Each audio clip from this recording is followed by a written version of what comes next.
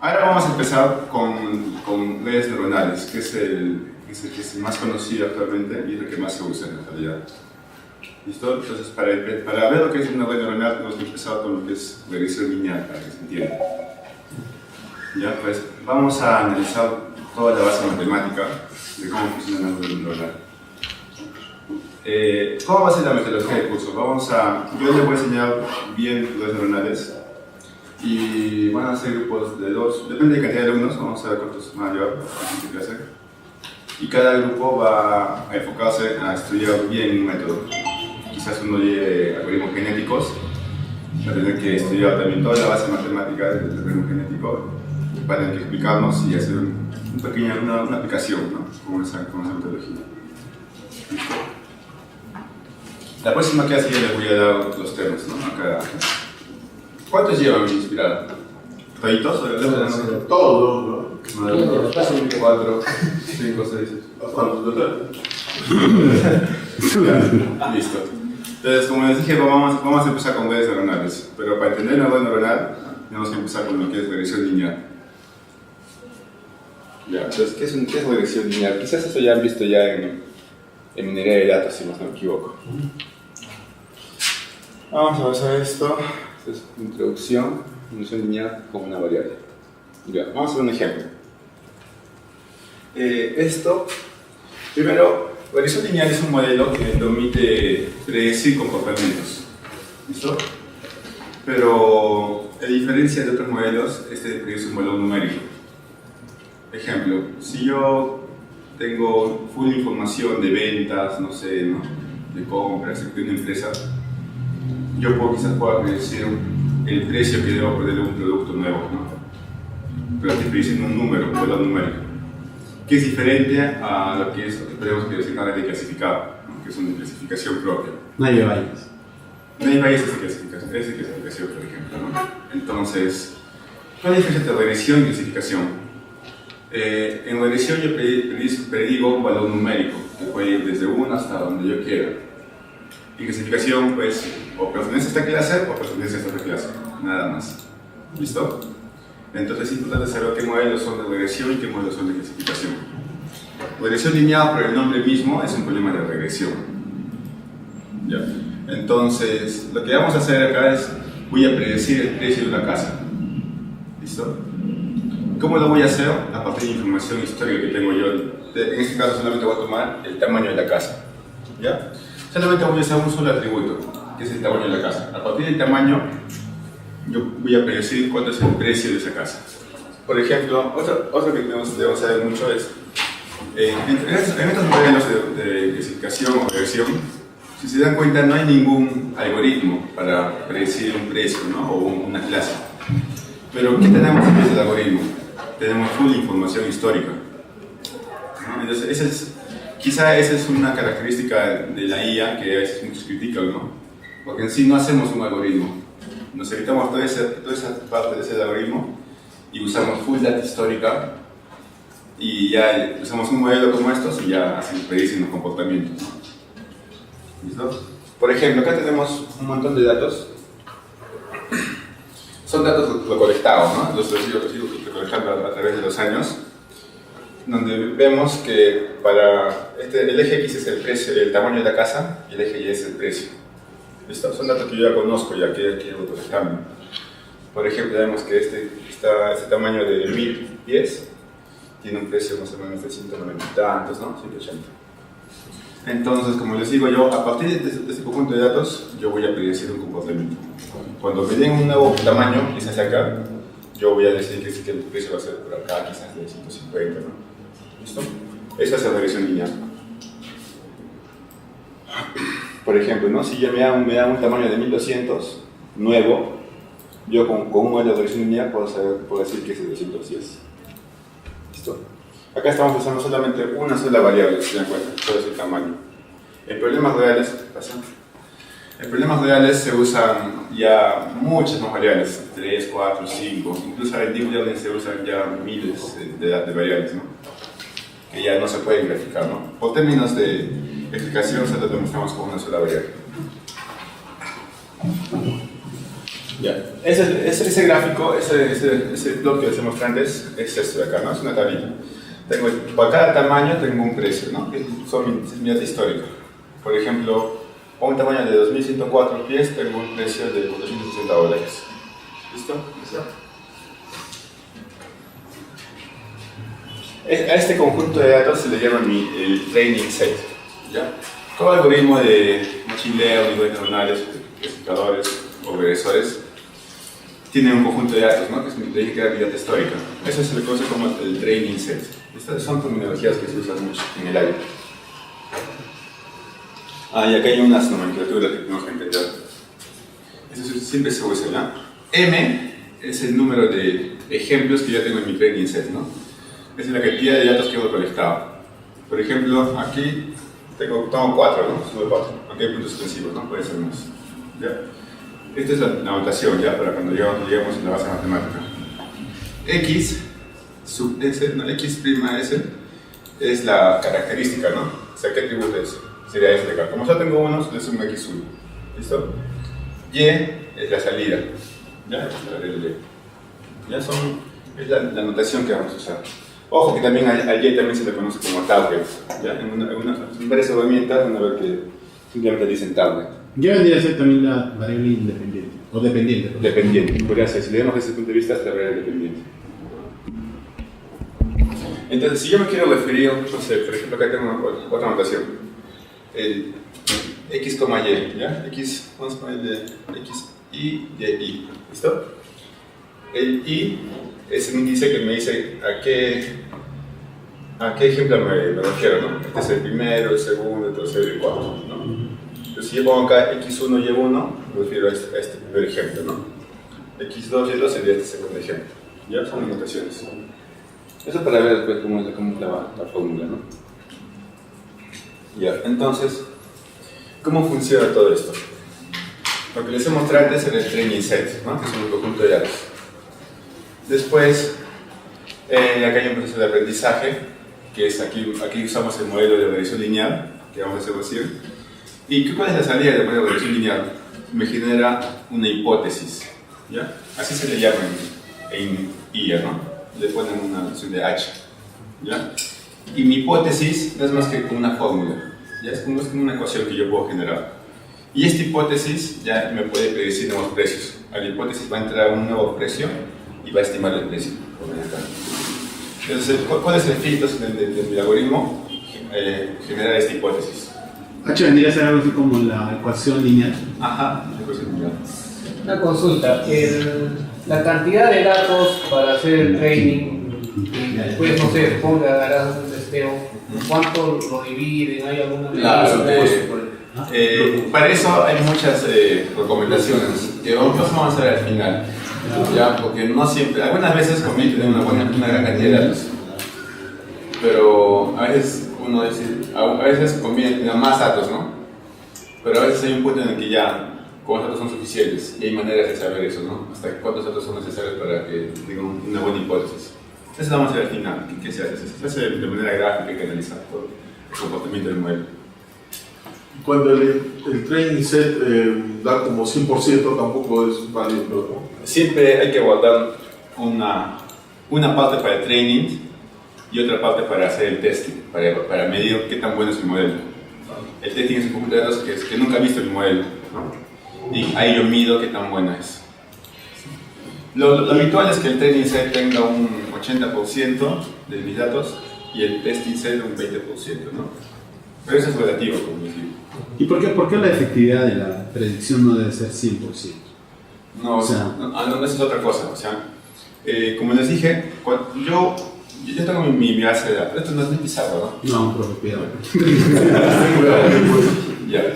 Yo tengo mi base de datos, ¿no? Imagino que tengo 1000 ejemplos, ¿ya? He colectado a través de, no sé, mi empresa, ¿no? Tengo 1000 ejemplos, 1000 muestras, mejor dicho, ¿ya? Entonces, si yo quiero hacer un modelo, ¿qué pasa si lo entreno con las 1000 muestras? Va a funcionar, ¿no? Voy a crear un modelo. Y ahora, ¿y cómo mido qué tan bueno es mi modelo? ¿Qué tal quiero publicarlo en un artículo, ¿no? Entonces, para medirlo, no puedo medirlo con los mismos datos con los que he entrenado. Sería como hacer trampa, ¿no? Porque yo le he entrenado con esos datos y va a funcionar bien con esos datos. Entonces, para medirlo tengo que usar datos que nunca he visto. Pues lo que se hace es, de esos 1000 datos que tengo, quizás 800 los uso para el entrenamiento y me vuelvo 200, ¿no? Que son datos que mi modelo nunca ha visto. Y con esos 200 yo veo de cuántos lo conocen, ¿no? Y ahí sacará, ¿no? Porque no tienen, ya sacaré el acierto, ¿no? Dicen el acierto, apuras. Ya, entonces hasta ahí claro, ¿no? El objetivo sería la hipótesis. Ya, entonces, ¿cómo represento esta hipótesis? Se me presenta como esta fórmula, donde es el H, que es igual a un x teta 0 más teta 1 por x. X, ¿qué era x? O, en este caso, en Machine Learning. X era la variable. En la entrada. En la entrada o el atributo, no es un atributo. Es un atributo, ¿listo? Sí.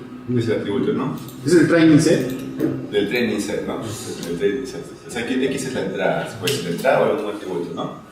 Como solo tengo un solo atributo, solo que hay un solo x. ¿Ya? Y mi hipótesis es lo que yo estoy estimando, ¿no? Lo que voy a ver. Y he aumentado acá dos variables, ¿no? Teta 0 y teta 1. ¿Listo? Entonces el objetivo se reduce al final allá cuánto vale teta 0 y teta 1. Vale de valores numéricos. Este es, ojo que esta es progresión lineal para una sola variable. Teta 1 ¿Listo?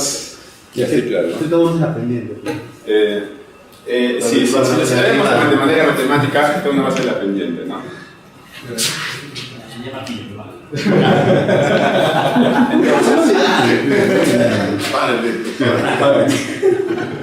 Ya, entonces regresemos a nuestro training set, ¿listo?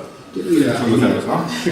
Si se da cuenta, como ya mencionaron, la hipótesis, ¿qué es la hipótesis? No es más que la ecuación lineal, ¿no? Entonces, si yo grafico la hipótesis, va a ser esta ecuación lineal, ¿no? Entonces, prácticamente yo voy a ir a la ecuación lineal, ¿no? Que representa los datos. ¿Listo? No siempre lineal, ¿no? Ahí tienen otro comportamiento. Logaritmo. Entonces, si se dan cuenta, mi hipótesis vendría a ser nada más que esta ecuación lineal, ¿no? ¿Listo? Listo. Entonces ahora, hasta ahí ya queda claro, ¿no? Que se queda claro que lo que yo voy a hallar es esta ecuación que va a ser mi hipótesis, ¿no? ¿Listo? Ya todo, ¿no? Bien. Ahora, vamos a analizar la función costo. Ya, ahora, para predecir estos comportamientos, o para hallar la hipótesis, lo que se hace es medir qué tan buena es mi hipótesis. O sea, ¿cómo funciona este algoritmo? Lo que yo hago, al principio, sí, esto tiene algo de fuerza bruta, ¿listo? El primer paso para cualquier algoritmo de Machine Learning en este caso, lo que hace es empezar con teta 0 y teta 1 con valores aleatorios. Le pongo cualquier valor. Y obviamente esto cómo va a ser, quizás la función va a pasar por acá, ¿no? Va a estar totalmente alejada de mis datos. Entonces hay un algoritmo que empieza a ajustar estos datos, los voy a ir ajustando. De manera tal que yo poco a poco mi gráfica lo voy ajustando. Imagínate que este es mi gráfica, la ecuación que hay allá, ¿no? Yo lo voy ajustando hasta que tenga un comportamiento de este, ¿no? ¿Listo? Pues ese es el objetivo. Entonces, para hacer ese ajuste, ¿cómo yo sé por dónde girar, ¿no? Si yo mando datos aleatorios, quizá hago y grafico esto, está muy alejado, tengo que tener una manera de medir qué tan distinto es esto de mi conjunto de datos, ¿no? De manera tal que si el costo es alto, ¿no? Que quizás es el giro así, ¿no? Por acá, ¿no?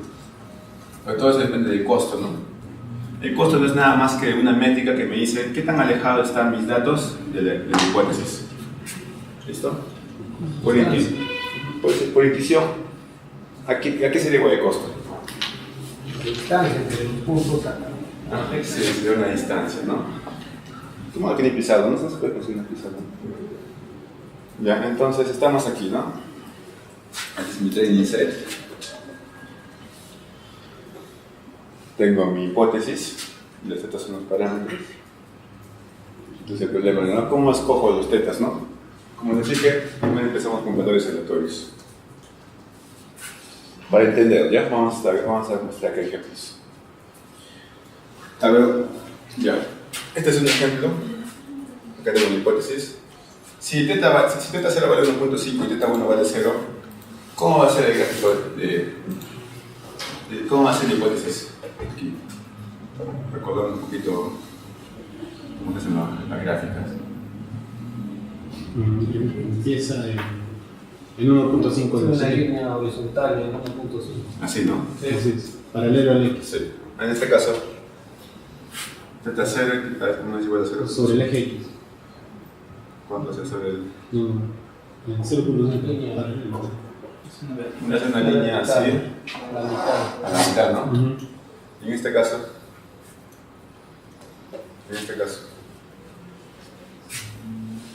Es la combinación de así las sería más o menos, Parte del ¿no? uno. Ahí estaría más o menos, ¿no? Entonces, vean que para diferentes tetas, yo voy a tener diferentes hipótesis, ¿no?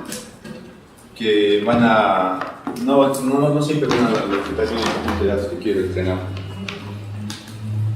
Entonces, la idea es escoger los tetas que estén más cerca del conjunto de datos, ¿ya? Los X son es mi training set, ¿no? Y yo llevo conectado. Y este de línea es la hipótesis que estoy hallando. Pues, ¿cuál es mi objetivo? Escoger unos tetas que estén bien alineados aquí, ¿no? Entonces, si estén más alineados, quiere decir que mi modelo está más cerca a mi conjunto de datos, ¿no? Y obviamente eso posiblemente pueda predecir bien, ¿no? Y nuevos comportamientos. ¿Listo? Está ahí claro, ¿no? Los hemos hallado estos tetas que estén muy cerca, ¿no? Entonces ahora, ¿cómo medimos la diferencia entre la hipótesis que les comentaba y Y, ¿no? Y que era este de acá, ¿no? Y es la salida de cada muestra. Pues, ¿cómo medimos esa diferencia? Aquí presentamos la función costo, que mide esa diferencia. Mide qué tan distinto es Y de mi hipótesis. Como dijeron, no es más que la distancia. Es la hipótesis menos el y eso lo elevo al cuadrado para que sea positivo. Y como quiero evaluarlo por cada muestra, va a ser una sumatoria en cada punto, ¿no? En cada punto yo voy a acumular, voy a sacar una sumatoria desde 1 hasta m que era la cantidad de muestras que tengo, ¿no? Por eso puedo sumar toda la diferencia entre cada muestra. Lo dividen entre 2m para que, como son números muy grandes, para que no sea matemáticamente muy complejo. Entonces, y por intuición ya tengo, ¿no? Mi función costo. Esta es la función costo en revisión lineal. En otros modelos la función costo varía un poco, ¿no?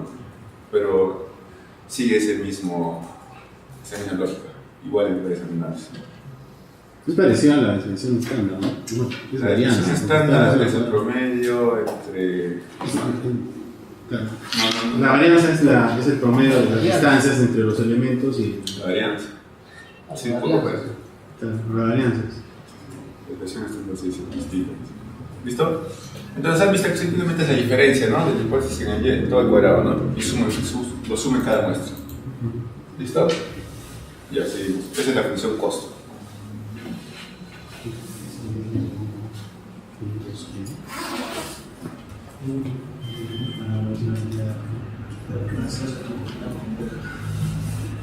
Ya, entonces mi objetivo ahora tengo un nuevo objetivo, ¿no? Mi nuevo objetivo ahora va a ser minimizar el costo. ¿Listo? Bien, ¿se acuerdan cómo hemos ido cambiando los objetivos, no? Primero era hallar los tetas, ¿no? Y ahora ya no es hallar los tetas, sino minimizar el costo. Cuando yo minimice este costo, que sea lo más mínimo, ¿qué quiere decir? Que va a estar bien apegado, ¿no? Al conjunto de entrenamiento. Y entonces, el objetivo es minimizar este costo, ¿no?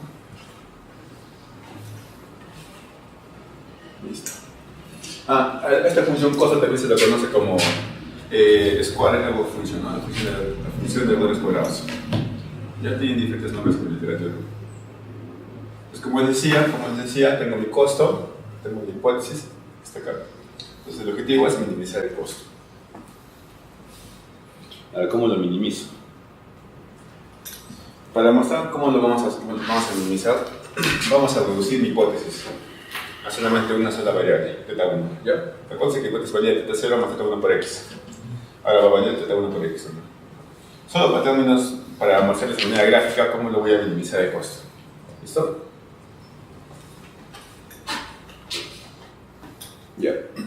Tengo la función costo y la hipótesis. Ya. Entonces, en este lado, yo les voy a mostrar la hipótesis. ¿Listo? Este es el X y este es el Y.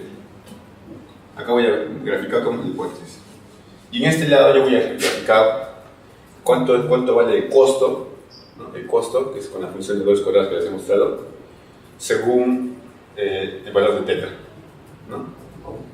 Por ejemplo, para un θ igual a 1, ¿ya? ¿Cuánto vale el costo? Este es mi conjunto de entrenamiento, ¿ya? Mi conjunto de entrenamiento. Primero, ¿cómo sería la gráfica acá? Para θ igual a 1. Acuérdense que la hipótesis es igual a x1 por x por θ, nada más.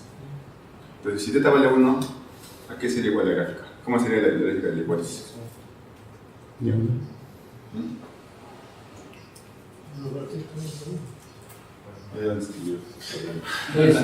Una diagonal, ¿no? Una diagonal, ¿no? Entonces mi hipótesis sería así, ¿no? Sí. Porque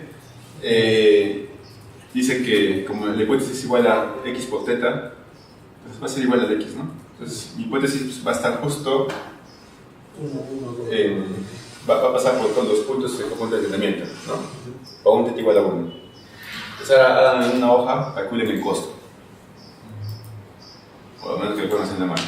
Aquí es la función costo, puedo decir que es igual a la función costo. Esa es la función costo. Entonces díganme cuánto vale la función costo cuando θ vale 1.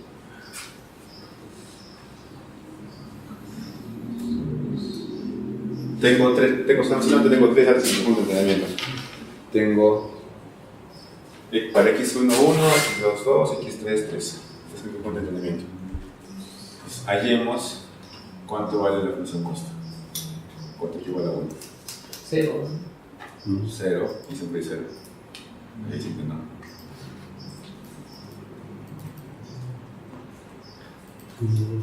Es 1 cuadrado, 2 4, 3, 9, menos 4. Porque está pasando. ¿No sí? ¿Cuál es la función costo? 12. ¿Qué representa la función costo? Me dice qué tan distante está la hipótesis de Y. Tendría que ser reemplazar x por θ, 1, ¿no es cierto? Entonces, por ejemplo, ahí sería 1 al cuadrado más 2 al cuadrado más 3 al cuadrado, que vendría a ser 12. Vamos a hacer, ¿cómo lo puedo hacer? Acá por supuesto. En pan. En Paint, a ver. En Excel. En Excel, ¿no? El Python. Y lo presenten en lápiz. Lo convertimos en lápiz. Primero nosotros. No, vamos a hacer en Excel. ¿Qué es el 12? El primero mi training set, ¿listo? 2 Yo decía, tengo mi X y mi Y. Tengo que para mi X1 tengo ya 1, ¿no? Para X2, para X3, ¿listo? Ahora, En este caso. yo voy a hallar mi hipótesis, que la tengo acá, mi hipótesis de θ.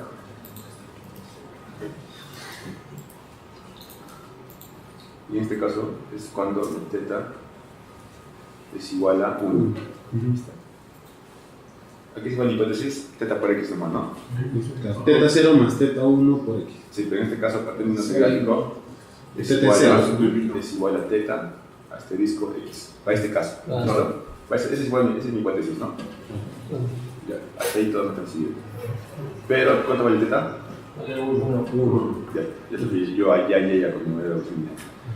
Entonces, ¿cuánto vale acá la hipótesis? 1. ¿Cuánto vale acá? 2. Aquí. Entonces, Pues ya hay mi hipótesis para cada maestro, ¿no? ¿A qué se va la fórmula de costo? Dice que es, La sumatoria de los cuadrados. primero hagamos paso por paso, ¿no? Que es y menos h, ¿no? Y si es al cuadrado, ¿no? En este caso. Y eso al cuadrado.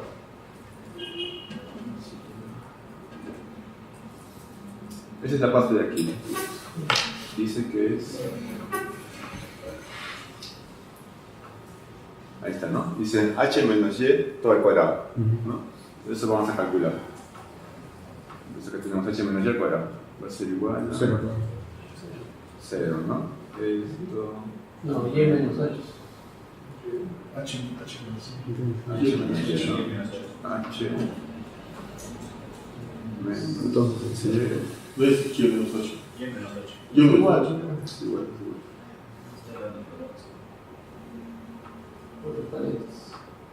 Es esta, es y menos h al cuadrado.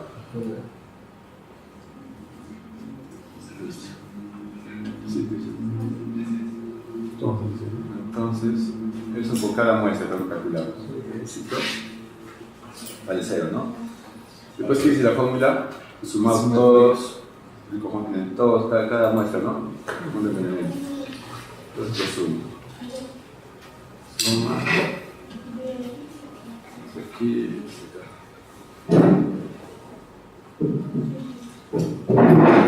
autosuma.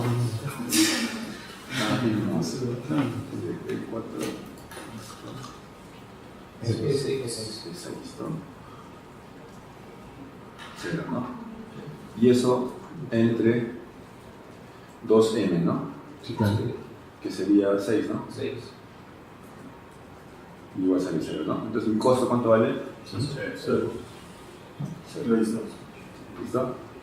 Entonces, para este caso,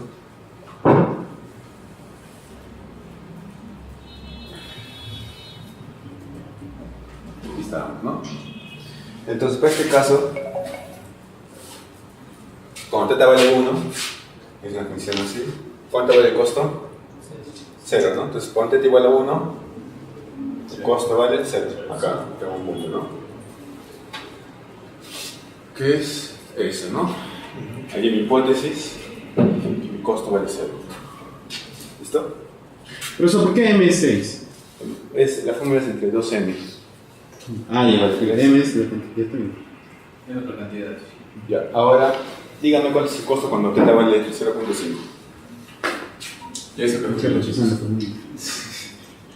Hay que hacer una fila de en el Excel. Eso lo aprenden ustedes. Cuando θ igual a 0.5, ¿cuánto de costo? Está en la mesa. 0.5 por 1, 1.5 por 2, 1 por 3, 1.5.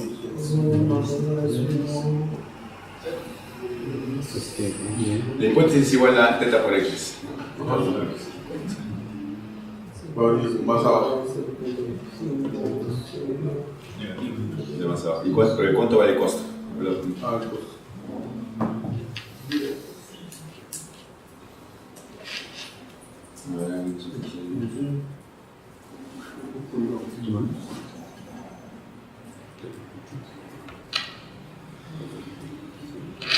Teta vale 0.5 ahora, ¿no? Sí,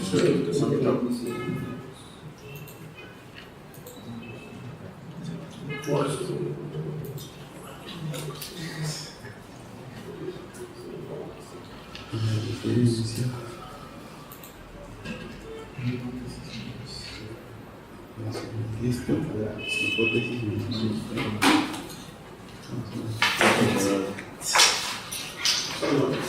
Baja. Baja. A mitad. 1, 2, 3, 0.5. y el error es 0.58. 0.58, ¿no, chicos? Sí. Cuando θ vale a 0.5, acá tengo mi hipótesis, ¿no? Que va a ser la mitad, ¿no? Cuando valga 1, 0.5. Cuando valga 2, 1. Cuando valga 3, 1.5. Es mi hipótesis, ¿no? Si aplico mi fórmula de costo, va a tener 0.58. Entonces, con un θ igual a 0.5, tengo esta hipótesis que está más alejada de mi conjunto de entrenamiento, como ven. Obviamente el costo va a ser mayor. Con θ vale 0.5, el costo es de 0.58. ¿Listo? con θ igual a 0, ¿cuánto vale el costo?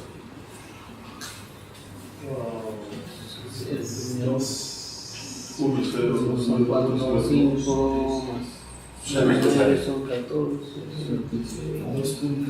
2.33. 2.33. Entonces, para un costo, para un θ 0, Ah, el costo sería mi solo. fuente está acá, ¿no? Está más alejada incluso. Obviamente, el costo va a ser mayor. Y acá este costo, ¿no? 2.33. ¿Por qué estoy haciendo eso? Es una gráfica así. Si yo grafico para más puntos, ahora para 1.5, para 2, van a ver que el costo tiene este comportamiento. ¿Qué es el comportamiento del costo en regresión lineal? ¿No? Esa función costo tiene este comportamiento. ¿Listo? Es una función cóncava. Convexa. ¿Ya? Entonces, ¿cuál era el objetivo de ahora? Era hallar el costo, ¿no? O sea, es hallar el costo cuando tenga el valor más pequeño, ¿no? Y entonces, ¿dónde va a tener el valor más pequeño el costo? Θ1. θ1, ¿no? Que va a ser justo en la parte más compleja, ¿no? Entonces, ahora el objetivo es llegar a este punto, ¿no? ¿Listo? Ya, esa era para ver más o menos cómo es la gráfica del costo. Ya. Para más variables, por ejemplo, si tomo un θ0 y θ1, se va a explicar de esta manera, ¿no? En función costo. Obviamente, ya quería hallar este punto que está acá, ¿no? Punto mínimo. ¿Listo? Otra manera de graficar el costo es con este tipo de gráfica, donde son elipses y este es el centro, esta es la parte más convexa. ¿Ya? Es para explicarlo en 2D, simplemente. Por ejemplo, yo les decía, ¿no? Ven acá. Este es un conjunto de entrenamiento. Y yo les decía que primero empezamos con tetas aleatorios, ¿no? En otras palabras, si yo grafico la hipótesis con esos tetas aleatorios, va a estar muy alejada del conjunto de entrenamiento. ¿Listo? Si lo grafico acá el costo, va a estar por acá, alejado del centro, que es la parte más compleja. Entonces yo, mediante un algoritmo, yo voy a ir mejorando esos tetas y voy a hacer que al final mi función esté más alineada en el punto de entrenamiento y mi costo va a estar justo en esta parte, ¿no? En el medio. ¿Ya? Entonces el objetivo ahora es minimizar, ¿no? Es llegar a esa parte convexa, ¿no? De función costo. ¿Hasta ahí claro, no, chicos? Si yo parto con un valor aleatorio en la red, siempre llego al costo mínimo, siempre, o sea, parte con cualquiera, siempre llego al mismo valor. En este caso, en regresión lineal sí. En regresión lineal sí, pero en otros no.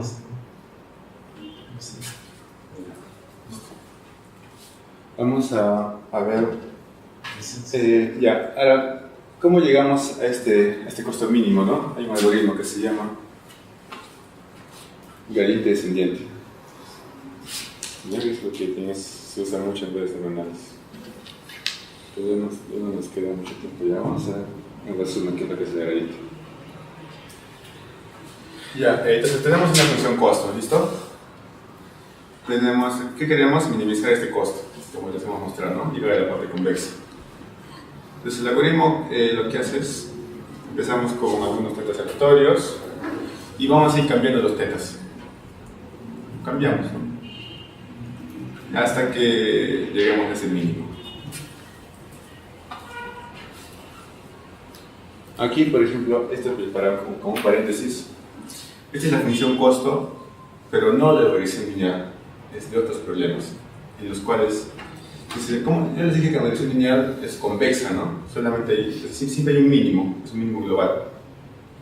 En otros modelos no siempre tiene ese comportamiento, porque la función costo es un poco distinta. Por ejemplo, esta es una función costo de una red neuronal. ¿Ya? Entonces, ¿qué pueden ver? Que hay muchos mínimos, ¿no? Cayó uno, cayó otro, cayó otro. ¿Listo? Entonces, varios son posibles soluciones. Entonces, en redes neuronales no siempre se puede llegar al mínimo global. Este es el concepto como mínimo global. El mínimo global se le dice que es el punto más bajo, ¿no? Pero estos son mínimos locales. ¿Ya? Entonces, es una diferencia entre regresión lineal y regresión lineal, por ejemplo.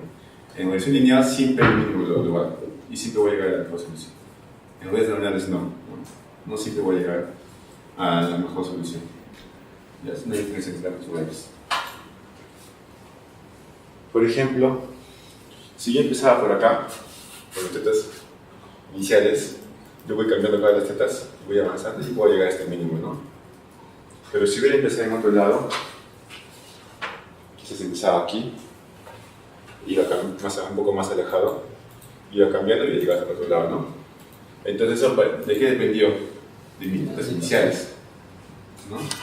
Ojo que son figuras diagonales, ¿ya? Esto no es para regresión lineal. Entonces, depende mucho de qué tetas yo escoja, ¿no? Para que llegue a una solución. Ya, entonces, ¿cómo funciona la gradiente descendiente? Esta es la fórmula. Son derivadas. Vamos a hacer el ejemplo. Mejor este de acá. ¿Ya? A ver. ¿Esto qué es? La función costo, ¿no? ¿Ya? A ver, ¿qué pasa? ¿Se acuerdan lo que es la definición de derivada? En un punto de una función. Viene a ser, bueno, tiene muchas interpretaciones de derivada, ¿no? Una de ellas es que es la pendiente, ¿no? En este punto, la derivada viene a ser la pendiente. La variación de y cuando varía La variación de y con respecto a la variación de x, ¿no? Ya. Entonces, ¿qué pasa? Por ejemplo, a ver, imaginemos que yo empiezo con un teta aleatorio, ¿ya? Un teta aleatorio que está por acá, digamos. ¿Listo? ¿Qué pasa si yo le quito la derivada parcial? Alfa es un valor, digamos que alfa es un valor constante, ¿ya? Yo le quito la derivada parcial de j respecto a θ. La derivada parcial, ¿qué es? La pendiente, ¿no? Sí, y por ejemplo, si yo estoy aquí, en este lado, imagino que yo hago un teta aleatorio y empiezo por acá. Ya estoy acá, en esta función costo, alejado del mínimo, ¿no? Entonces, ¿qué pasa si yo al teta le quito la derivada parcial? En este punto, ¿la derivada es positiva o negativa? Positivo. Entonces, si yo le quito la derivada, ¿qué hago con mi teta? Me doy un paso para acá, ¿no? ¿Qué pasa con el costo? Me saco el costo, ¿no? ¿Qué pasa si yo empiezo con un teta aleatorio acá? Está por acá. Acá, ¿cuánto vale la pendiente? Negativa. Entonces, si yo le quito la derivada, ¿qué pasa con el teta? Se mueve. Le voy para la izquierda, ¿no? Porque estoy quitando un valor negativo más negativo, le agrego un valor, ¿no? ¿Y qué pasa con el costo? también se reduce. Se reduce, ¿no? ¿Se dan cuenta? No importa en qué punto yo empiece, si yo al teta, que sea cualquier teta, le quito la derivada parcial de la función costo, yo siempre me voy a acercar al mínimo. ¿Se dan cuenta? Siempre voy a sacar el mínimo. Eso es lo que les comentaba acá, ¿no? Si yo empiezo con un valor acá la derivada es positiva, ¿no? Entonces yo me voy a acercar, ¿no? La derivada es la pendiente, como es positiva, yo al quitarle la derivada yo me acerco, ¿no? Me voy para acá. Entonces, pero si yo empezaba con un teta aquí, acá la pendiente es negativa. Y si yo le quito algo negativo, ¿qué hace? Lo aumenta el teta, ¿no? Lo aumenta el teta, y mi costo baja, ¿no? Acá la pendiente es negativa, mi teta baja. Acá y el costo baja. ¿Listo? Entonces, esa es la gradiente descendiente. Lo que hago es, hago iteraciones en un ciclo, ¿no? Iteraciones. Y en cada iteración al teta que hago, le quito la derivada parcial de la función costo después de teta. Y se acabó, ¿no? Esa es la gradiente. ¿Vale? Y ya, pues es simple si se dan cuenta, ¿no? Sencillo. Ya. Y hasta ahí claro, ¿no? Lo que es, cómo funciona la gradiente descendiente, ¿no? Simplemente voy a hacer un ciclo en el cual voy a actualizar los tetas, ¿no? Para que lleguen al mínimo, este costo mínimo. ¿Y cómo hago esa actualización? Al teta le quito el valor que tenía antes, menos la derivada parcial, ¿no? ¿Listo? ¿Hasta ahí alguna pregunta? ¿Quedó claro eso? ¿Sí? Sí, ¿no? Ya. Yo les comenté que este era un valor, ¿no? Un valor estático, ¿no? Alfa. Eso tiene un nombre, se llama la tasa de aprendizaje o learning rate. ¿Qué me va a decir? Me va a decir qué tan grande va a ser el paso que yo le quito a θ, ¿no? Según la correcta yo lo actualizo. Entonces, este alfa simplemente me dice si doy pasos grandes o doy pasos pequeños, ¿no? Nada más. Entonces, analicemos. ¿Qué pasa si mi alfa o mi learning rate es muy pequeño? O sea, demorar, ¿no? Ajá. Yo igual voy a llegar al mínimo, solo que voy a dar pasos pequeñitos. Pero igual voy a llegar. Voy a dar pasos chiquitos. Pero llego al mínimo igual, ¿no? ¿Qué pasa si escojo un valor muy grande? Porque esto nosotros escogemos este valor, ¿ya? ¿Qué pasa si escojo un valor muy grande? Avanzar más rápido, no te va a pasar. Puede ser que te pases. ¿Qué puede pasar? Te pases el mínimo. Me puede pasar, ¿no? Y puedo ir así y así también puede ser. Pues si es un valor muy grande puede pasar esto. Me puedo ir acá, me puedo ir allá, acá, me puedo ir allá, ¿no? Conclusión, no conviene tener un alfa muy grande, ¿no? No se ve el costo, ¿no? Se ve en cada iteración. En cada iteración de la gradient descendiente yo puedo ver cuánto es el costo, ¿no? Y si veo que hay muchos que esos tipos de cambios, digo, no, acá es mi tasa de aprendizaje es muy grande, ¿no? El alfa va a estar entre 0 y 1. 0 y 1, sí, entre 0 y 1 se suele usar.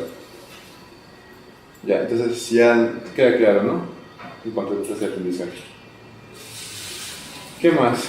Quizás nos dicen,